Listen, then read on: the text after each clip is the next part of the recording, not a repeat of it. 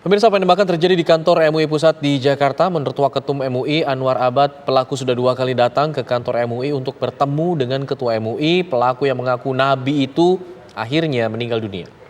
Untuk membahasnya pemirsa apa yang telah terjadi, langsung saja kita tanyakan kepada narasumber kami. Ada Wasekjen Bidang Hukum dan HAM MUI, yaitu ada Pak Iksan Abdullah, dan juga ada pakar psikolog forensik, yaitu ada Mas Reza Indragiri Amril. Pertama saya ingin ke MUI terlebih dahulu. Sebenarnya siapa sih orang yang menembak ini? Katanya sudah pernah datang berkali-kali dan punya surat yang dinomori nomor 6.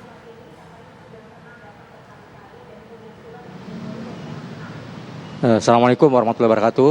Waalaikumsalam. Mbak Tisa. Ya, silakan Pak. Jelas suaranya? Suaranya kedengaran Pak. Iya. Pak, sebetulnya siapa orang ini Pak? Iya. Orang itu sesuai dengan yang di suratnya. Ya, namanya siapa itu? Yang di suratnya itu. Nah, dia bersurat untuk yang kedua. Ya, yang intinya ingin bertemu dengan Ketua Umum MUI. Tetapi karena dia tidak menunjukkan identitas yang jelas, ya suratnya kami terima dan sedang kami pelajari surat itu. Lalu mereka datang yang kedua, intinya menyampaikan surat yang kedua itu tembusan kepada Kapolda Metro Jaya. Yang intinya juga sama, ingin bertemu dengan Ketua Umum MUI. Nah, lalu karena di dalam surat itu isinya ancaman, ya surat tetap kami terima, tetapi lagi-lagi memang tidak sempat bertemu dengan pengurus karena memang pengurus MUI itu kan jumlahnya banyak ya. Siapa yang akan dituju Ketua Umum? Nah, Ketua Umum kalau tidak dengan perjanjian ya agak susah Isi ancamannya untuk bertemu, apa, Pak? kecuali dengan janji, ya kan? Isi ancamannya apa? Ditujukan Isi ancamannya kepada siapa juga? Bahwa dia akan membunuh semua pejabat negara, khususnya pengurus MUI, seperti itu intinya. Karena bersifat ancaman ya, staf kami di bagian pesuratan sudah berkoordinasi dengan pihak lingkungan RT setempat. Disebutkan nggak alasannya, Pak? Ketiga dia datang, langsung dia nggak ada alasannya dan tidak menunjukkan identitas. Nah, soal Ya, yang mengaku nabi itu lalu apakah dia, masuk dalam surat juga atau bagaimana, Pak? Yang kami terima di sini tidak ada ya, pengakuan sebagai nabi itu. Lalu dia melepaskan ya tindakan kekerasan yang menteror terutama kan. Jadi yang terteror adalah terutama ya para karyawan di sini dan tentu umat Islam, karena kan Majelis Ulama Indonesia ini kan rumah besar bagi umat Islam.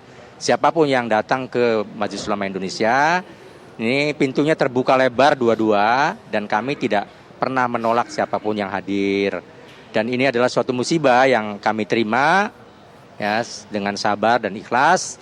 Tetapi di situ kan ada peristiwa hukum yang tentu saja ini kami menghimbau pada masyarakat agar tenang tetap ya, sebagai satu himbauan, tidak terteror, biar kamilah yang menanggung semua ini karena kami sudah beristihad ya untuk berjibaku ya untuk sebagai khodimul hukumah, sebagai wakilnya dari masyarakat di bidang keagamaan. Jadi kami tidak gentar, tidak takut dengan peristiwa-peristiwa seperti ini. Ya, semoga korban yang dialami oleh kami, 3 karyawan, 2 sekarang di rumah sakit, segera sembuh, dan pelaku yang diduga yang menurut kabar setelah meninggal dunia juga diterima di sisi Allah dan diampuni dosanya tentu sesuai dengan amal perbuatannya. Baik, saya ingin ke... Kami tetap bersabar dan semoga berharap tidak akan ada lagi peristiwa yang terjadi di masa yang akan datang. Iya, kita beralih ke Mas Reza Indragiri dari pakar psikologi forensik. Mas Reza, mudah-mudahan bisa terdengar dengan jelas. Tadi disebutkan mengenai dia sudah memberikan sebuah surat ancaman 2 kali bahkan, lalu kemudian menyerang secara membabi buta di sana. tapi tidak jelas alasannya apa. Ancamannya ada, tapi motifnya tidak jelas. Biasanya orang-orang seperti ini targetnya apa, Mas Reza? Persoalan mendasar adalah kalau saya baca dari surat yang bersangkutan yang tersebar di media massa, perbincangan tentang motif saya khawatirkan tidak lagi terlalu relevan karena saya menangkap tanda-tanda. Sekali lagi ini merupakan tanda-tanda, merupakan indikasi bahwa seolah-olah si pelaku ini dalam kondisi kewarasan yang tidak normal. Kalau kita sudah berbicara tentang pelaku kejahatan atau pelaku pidana yang kita asumsikan tidak waras atau tidak normal, maka sesungguhnya perbincangan tentang motif tidak lagi relevan.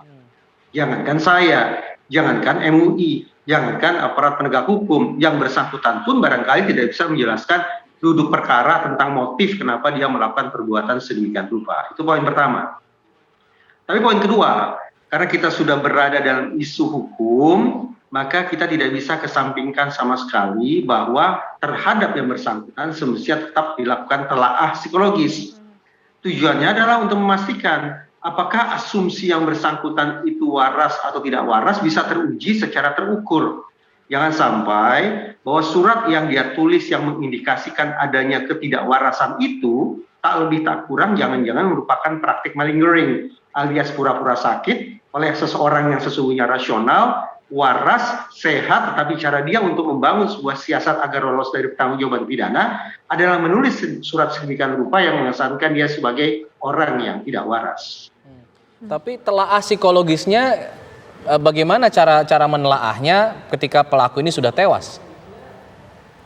Persis dengan diskusi kita kemarin terkait dengan otopsi psikologis. Silakan diperiksa, silakan diwawancarai orang-orang yang berada di sekitar kehidupan pelaku, baik keluarganya, teman-temannya, rekan kantornya, atau siapapun yang dianggap bisa berbagi cerita tentang kondisi keseharian yang bersangkutan, perubahan-perubahan yang ekstrim yang bisa diamati, proses berpikirnya, gangguan-gangguan yang pernah dia derita, dan seterusnya. Juga sangat penting dicek apakah ada rekam medis yang bersangkutan. Oke, baik. Yang ketiga, dari pemberitaan di media massa yang saya simak, ternyata pelaku ini dikabarkan pernah melakukan perbuatan pidana juga sebelumnya, yaitu pengerusakan gedung DPRD kalau saya tidak salah. Nah, karena bersangkutan sudah pernah punya catatan kriminal sebagai seorang terpidana, maka silakan dicek di otoritas Kementerian Hukum dan HAM, apakah yang bersangkutan ini pernah menjalani risk assessment atau tidak. Risk assessment atau penakaran resiko sesungguhnya harus dilakukan terhadap terpidana, terutama yang melakukan kekerasan. Tujuan risk assessment atau penakaran resiko adalah untuk mengecek seberapa jauh kemungkinan orang ini mengulangi perbuatan pidananya. Bahwa hari ini terjadi kegemparan yang bersangkutan mengulangi perbuatan pidana itu, saya khawatirkan jangan-jangan risk assessment-nya tidak pernah diselenggarakan. Kalaupun risk assessment-nya sudah pernah diselenggarakan, tidak ada tindak lanjut untuk menjaga agar yang bersangkutan tidak mengulangi perbuatan pidananya. Oke, baik. Nanti diskusi masih akan kita lanjutkan usai jeda berikut. Pemirsa, kami kembali sesaat lagi.